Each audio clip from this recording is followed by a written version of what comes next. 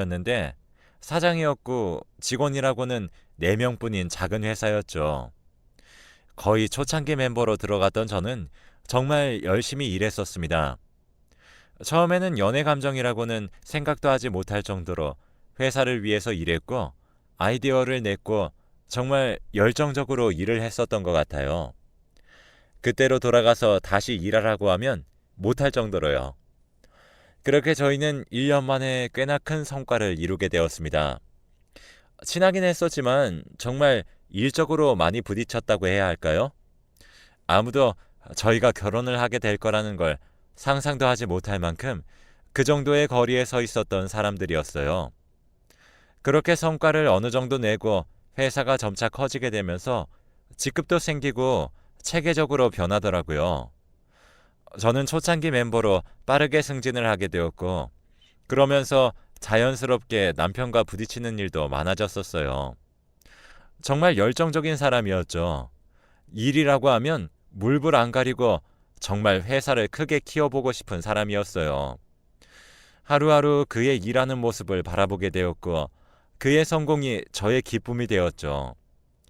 일을 잘하는 남자가 멋져 보인다는 것을 1년이 지난 후에야 여유를 갖고 그를 보게 되었던 것입니다.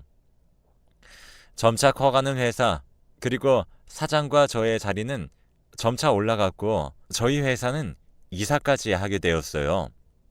나름 조금 월세 좀 낸다고 하는 곳으로 이사를 가서 쾌적한 환경에서 일하며 회사가 조금 더 넓어지는 바람에 저는 사장이었던 남편을 조금 더 멀리서 지켜보게 되었죠. 보이는 횟수가 줄어드니까 정말 보고 싶더라고요. 그렇게 회사를 옮기게 되면서 저도 남편에 대한 마음을 알았던 게 아닐까 싶습니다. 하지만 그렇게 느낀 건 저뿐만이 아니었어요. 어느 날 퇴근을 하고 가는 시간에 사장님과 마주쳤고 같은 건물에 있어도 보기 힘들다며 그렇게 이야기를 주고받았죠. 남편이 갑자기 저녁 먹자고 하더라고요. 그렇게 저희의 만남은 시작이 되었습니다. 저와 같은 이유로 저를 보고 싶었다고 하는 사람이었고 저도 늘 보고 싶었기에 거부를 하지 않았죠. 그리고 꽤나 오래도록 같이 일했던 사람이기에 저는 사장이라는 거리감이 없었어요. 그리고 남편도 그런 생각이었죠. 저희는 서로 아이디어를 나누면서 사업의 파트너로 그리고 연인으로 애정을 키워나갔습니다. 거의 만난 지 2년 정도 되었을 때 정말 회사는 많이 성장했고 나름 저희도 많이 성장을 했었어요. 어느 날 프로포즈를 하는 남편을 봤고 저는 아무 말 없이 눈물을 흘리면서 그렇게 반지를 받았습니다. 저희는 결혼하고 더 열정적으로 일했네요. 같이 살고 같이 퇴근하고 같이 출근을 하다 보니까 오히려 일 이야기도 많이 하고 저희는 나름 행복했었어요. 1년 후에는 아이를 가지자고 이야기를 했었는데 딱 시기에 맞게 저희 딸도 저희에게 축복처럼 내려왔었답니다. 일은 남편이 맡기로 하고 저는 태교에 전념했었어요. 물론 어느 정도 아이가 크면 복귀를 하기로 결정을 하기도 했었죠. 그렇게 저는 태교에 전념을 하며 아이를 기다렸습니다. 너무나도 사랑스러운 딸아이가 태어났고 정말 살면서 처음 가져보는 아이라서 그런지 애정을 쏟아부었었어요. 남편도 술 먹고 일찍 들어오려고 하고 무엇보다 점심시간에도 애 한번 보겠다며 그 거리를 차를 몰고 오더라고요. 아빠에게 딸이라는 존재는 얼마나 예뻤을까요? 저희 남편은 아이를 위해서 더욱더 승승장구했고 진짜 흔하게 말하는 부자까진 아니었지만 흔히 말하는 잘 사는 사람들의 아파트, 좋은 차, 그렇게 점차 안정적으로 살게 되었어요. 아이는 무럭무럭 커갔고 정말 저희의 사랑을 듬뿍 받고 자랐었네요. 물론 저도 어느 정도 아이가 크니까 일을 나가고 싶은 욕심이 크더라고요. 원래라면 아이가 중학교에 들어가고 어느 정도 안정이 되면 일을 나가기로 했었지만 막상 아이가 학교에 들어가니 저도 할 게 없어서 일을 다시 하고 싶다는 생각이 들었어요. 처음에는 남편이 반대하더라고요. 하지만 원래부터 일을 하던 사람이 몇 년간 그렇게 일도 안 하고 아이만 키우다 보니까 솔직히 우울증 같은 것도 오더라고요. 물론 남편이 잘해주기도 했었지만 솔직히 일하는 게 다 보이잖아요. 일에 워낙 열정적인 사람이라서 집에 있을 때도 일을 생각하는 날들이 많았습니다. 하지만 저도 먹고 사는 게 모두 다 남편 덕이다 보니까 그렇게 따로 이야기를 하진 않았었죠. 저도 모르는 사이에 섭섭함이 있었고 외로움도 있었던 모양입니다. 아이가 너무 이쁘기도 했었지만 무언가 아이도 학교를 가고 남편도 회사를 가면 혼자 남겨진 기분이라고 해야 할까요? 그리고 저는 무엇보다 친구도 없었고 회사가 정말 낙이었거든요. 몇 달 정도 이야기를 하다가 결국 남편은 저의 편을 들어주었어요. 섭섭한 것을 이야기를 하다 보니 저도 많이 힘들었다는 것을 알아주더라고요. 물론 너무나도 행복한 생활이었지만 그 속에서도 무언가 약간의 서운함이 있었던 게 아닐까 싶어요. 잘 봐주시는 분을 알아보기로 하고 모든 것이 결정된 후에 회사에 복귀를 하기로 결정을 하게 되었죠. 물론 아이가 퇴근을 하는 시간에는 맞춰서 제가 먼저 퇴근을 하기로 남편과 상의를 끝내게 되었습니다. 아이에게 이야기를 하였고 저는 그 사이에 집안일을 해주실 분도 구하게 되었죠. 성공적으로 복귀를 했었는데 막상 일을 하니까 사람이라는 게 욕심이 생기더라고요. 점차 퇴근 시간이 늦어지기도 하고 부모님에게 부탁을 하는 시간도 길어지고 그렇게 남편과 다툼도 꽤나 있었습니다. 처음 약속과는 많이 다르다고 하면서 이야기를 하기 시작하는데 저도 어쩔 수 없게 되는 상황이라서 그런지 말을 하게 되더라고요. 물론 그때 굉장히 제가 잘못했다는 거 알고 있어요. 제가 없어도 되는 일인데 사람들과 일을 하고 부대끼는 시간들이 좋았고 무엇보다 저를 찾는 것 같아서 좋았거든요. 그렇게 몇 년이 흘렀고 부모님에게 아이도 적응을 하면서 그렇게 괜찮아지는 듯 했었어요. 그런데 저의 욕심은 계속되었죠. 갑자기 어느 날 부모님께서 집안 사정 때문에 관두신다고 하고 제가 집에 있어야 할 상황이 생겨버렸어요. 아이에게는 밥 챙겨 먹으라고 할 때도 있었고 약속을 지키지 못하는 날도 있었습니다. 아이가 이해해 줄 거라고 생각을 했어요. 남편도 이해해 줄 거라고 생각을 했었고요. 하지만 그건 저의 착각이었죠. 점차 시간이 지나면서 아이는 저에 대한 마음을 닫기 시작하더라고요. 그때도 일에 정신이 팔려서 그런 건 전혀 상관도 하지 않았어요.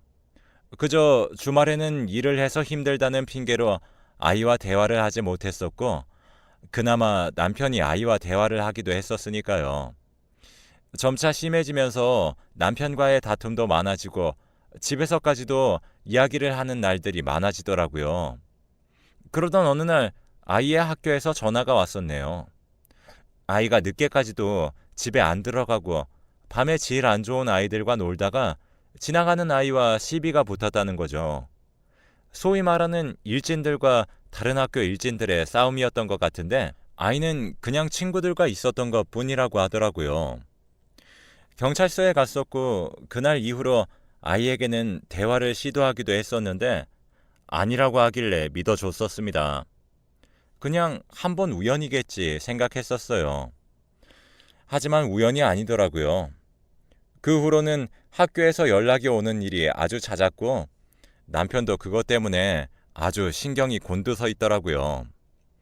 아이가 부모 없는 집에 들어오기 싫어서 밖에서 놀기 시작했던 것입니다. 집에 들어와 있다고 이야기를 하고 집에는 들어가지 않았던 거죠. 이야기를 해보니 아무도 없는 불 꺼진 집에 들어가기가 너무 싫었다고 하더라고요. 하지만 그때는 너무 늦었었어요. 정말 하루하루 사고를 치는데 이제는 대놓고 치더라고요. 아이를 달래보기도 하고 혼내보기도 하고 정말 많은 이야기를 하기도 했었습니다. 그때부터 일이고 뭐고 상관없이 남편이랑 둘 다 칼퇴를 하면서 아이를 잡아보려고 했지만 왜 이제서야 이러냐고 내가 필요할 때는 왜 없었냐고 그러더라고요. 할 말이 없었어요. 아이는 이미 많이 엇나갔고 저희랑 대화도 잘 하지 않으려고 하더라고요. 그렇게 저는 결국 일을 포기했습니다. 남편이 포기를 할 수가 없어서 제가 선택했고, 저는 아이의 곁을 지키려고 노력했죠. 하지만 아이가 많이 엇나간 후라서 그런지 정말 잡기 힘들더라고요. 대화도 많이 해보고 상담센터에 가서 상담도 받아보고 했었어요. 학교도 잠시 그만두었습니다. 거의 그렇게 아이를 잡기까지만 2년이라는 시간이 걸렸던 것 같아요. 남편과도 많이 싸웠고, 그때 생각하면 정말 가족 모두 다 힘든 시기였습니다. 그렇게 어느 정도 바로잡고 아이도 학교를 다시 다니기 시작했습니다. 아이는 성인이 되어가면서 저도 이해를 어느 정도 하는 듯 했죠. 대학까지 입학을 하고 아이는 꽃집을 하고 싶다고 해서 꽃집을 열어주었어요. 저희는 가업을 물려받으라는 것까지는 전혀 바라지 않았었습니다. 한번 그렇게 호되게 아이의 등을 본 이후로 아이가 하고 싶은 대로 최대한 밀어주려고 했었고, 사업 또한 배운다고 하면 알려주려고 했었던 것이죠. 그렇게 꽃집을 시작하고 아이는 조금씩 행복해지는 듯 보였습니다. 자신이 원하는 일을 하게 되면서 가족과의 사이도 많이 괜찮아졌었네요. 그러한 시간이 1년이 되지 않아서 딸아이는 사내아이를 데려왔었어요. 결혼을 하겠다고 하더라고요. 처음에는 반대했었습니다. 나이가 너무 어렸고 아직까지 창창한데 그렇게 가버리면 딸아이도 후회할 것 같아 일단 반대를 했었습니다. 하지만 저희 아이는 어릴 때 저희에게 상처를 받은 아이였어요. 돌변하더라고요. 엄마, 아버지는 또 저의 길을 막는다고 하면서 말이죠. 일단 데려와 보라고 했었습니다. 그런데 막상 보니 정말 저희 가족이 되려고 하는지 너무 예뻐 보였어요. 훤칠했고 무엇보다 저희 아이를 너무 사랑하는 게 느껴졌어요.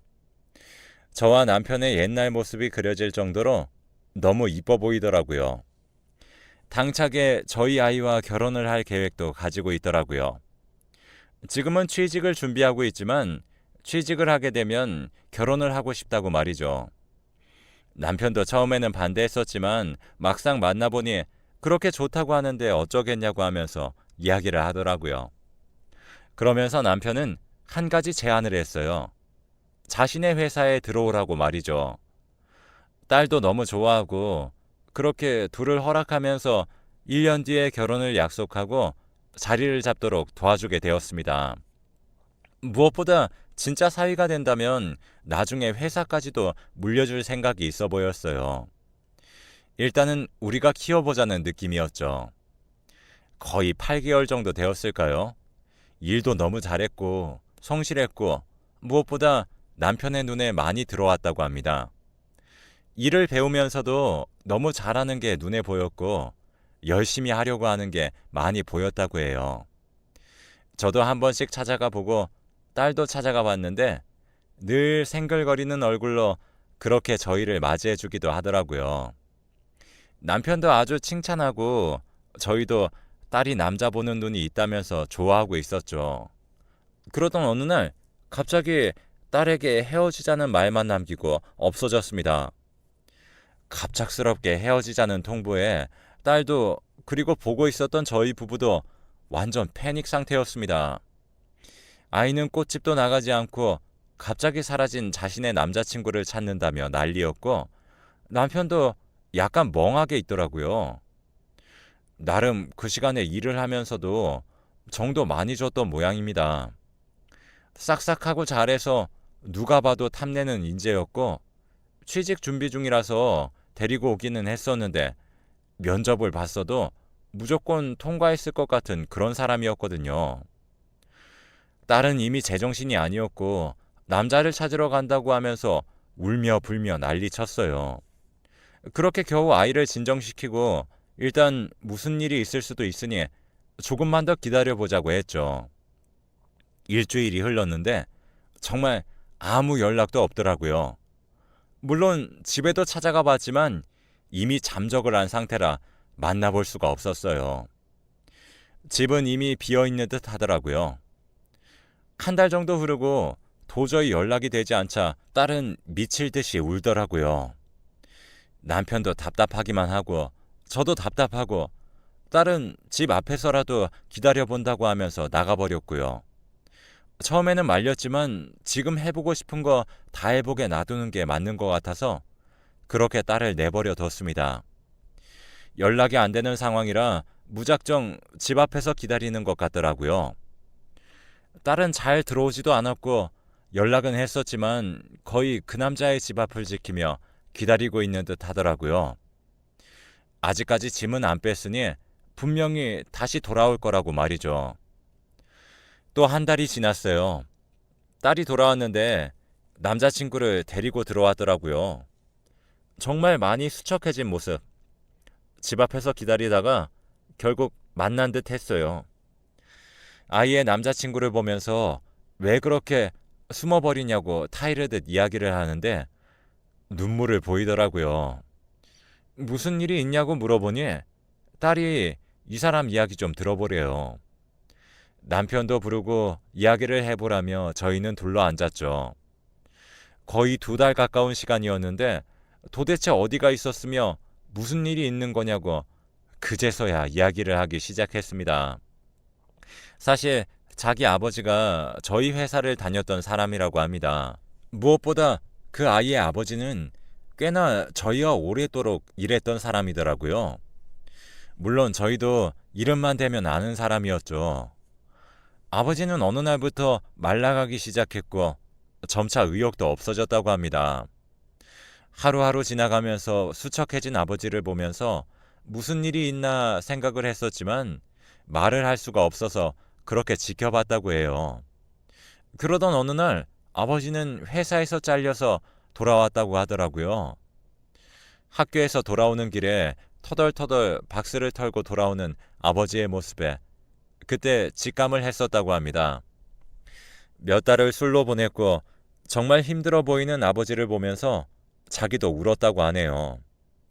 어린 나이였고 어떻게 할지 몰라서 아버지를 그냥 바라보기만 했고 하나밖에 없는 부모였기에 더욱더 애틋하게 바라봤다고 합니다. 그러던 어느 날 집에 돌아왔는데 아버지가 보이지 않았습니다. 편지에는 미안하다는 말 한마디만 적혀 있었다고 해요. 그렇게 놀라서 뛰쳐나가 보는데 강의 다리 위로 사람들이 웅성거리는 모습이 보였고 이미 구조대도 와 있는 상황이었지만 결국 아버지는 싸늘한 죽음으로 돌아왔다고 합니다. 그렇게 다짐을 한 거죠. 대표가 직접 면접을 볼 정도로 각별했고 늘 술 한잔 하시면 대표님이 좋다 하는 말만 반복하셨는데 어떻게 한순간에 그럴 수 있는지 그리고 그렇게 될 동안 뭐 하고 있었는지 궁금했다고 합니다.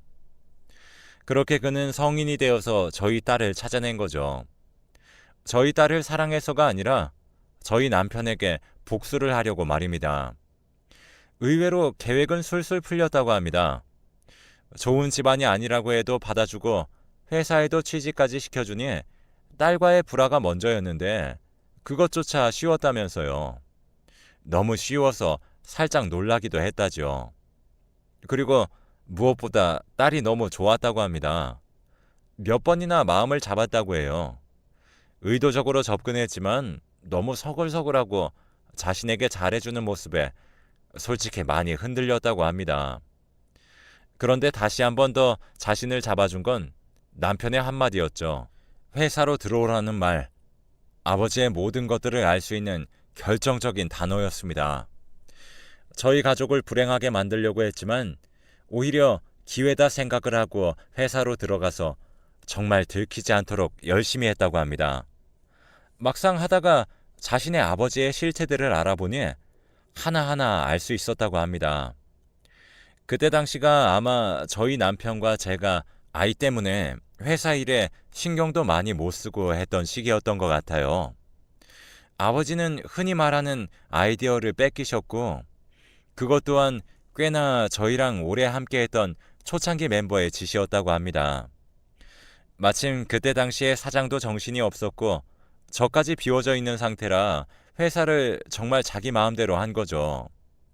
그때 당시에 아이디어가 채택되면 어느 정도의 인센티브가 돌아갔었는데 그게 금액이 상당히 컸었습니다.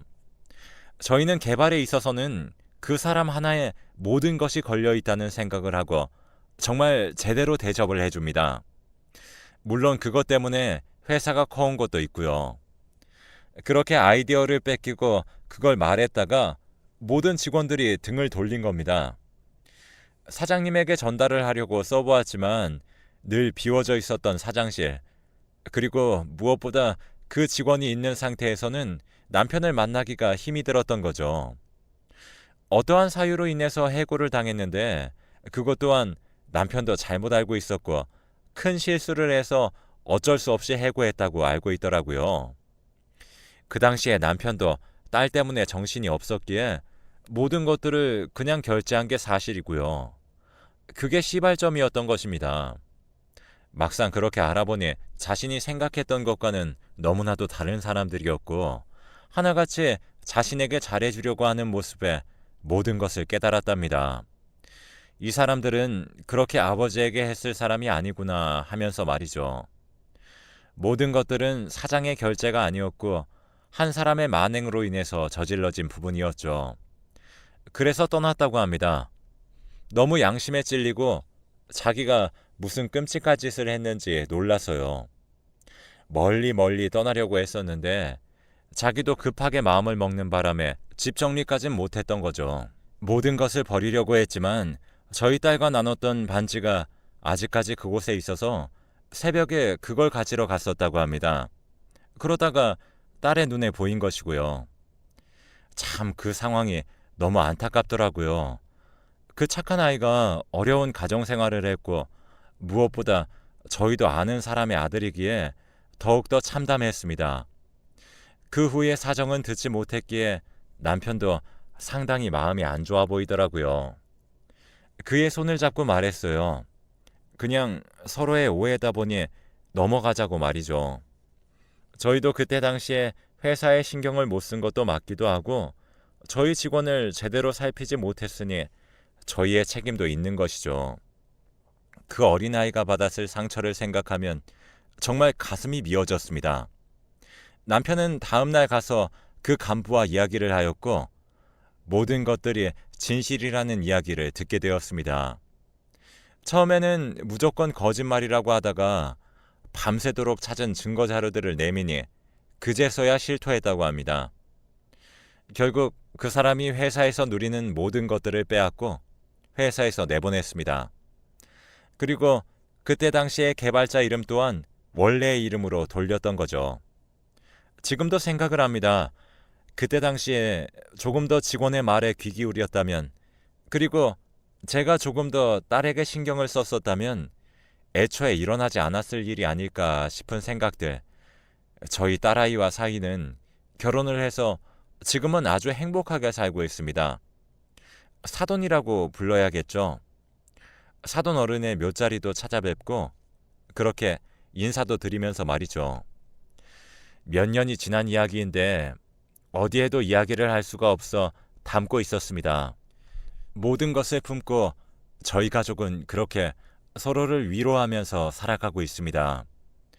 이것 또한 사람의 인연이고 사돈이 저희에게 자신의 아들을 보내지 않았나 생각합니다. 긴 글 읽어주셔서 감사하고 모든 날에는 축복이 가득하길 바라봅니다.